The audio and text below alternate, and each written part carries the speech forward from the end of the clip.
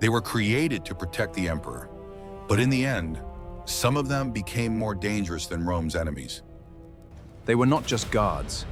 They stood closer to power than any army in Rome. While Rome's legions guarded the borders, the Praetorian Guard stood near the throne. They were not far from power, they lived beside it.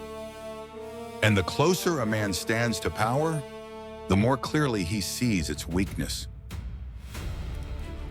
Inside these walls, power was not protected by laws. It was protected by men with blades.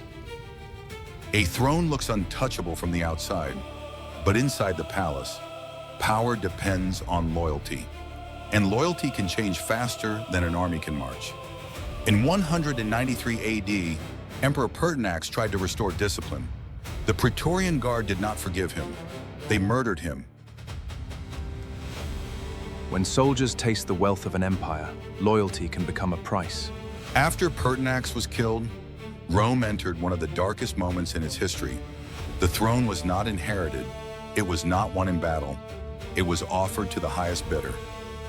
Didius Julianus bought the empire with promises of money, but a crown bought from soldiers can also be taken back by soldiers. Could this be possible? A throne bought with gold always drinks from a poisoned cup.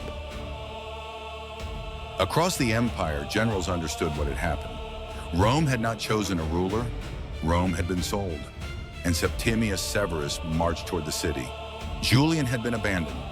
The guards who had helped him rise, they could not save him when Rome turned its back on him. Alas, the Praetorian Guard proved a terrifying truth. A bodyguard can become more dangerous than an enemy army because enemies attack from outside the walls. But the Praetorians stood behind the throne.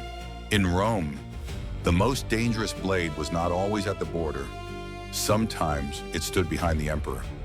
History is written by kings, but empires are preserved and sometimes destroyed by men in the shadows. This is Iron Shadows. Stay tuned for more.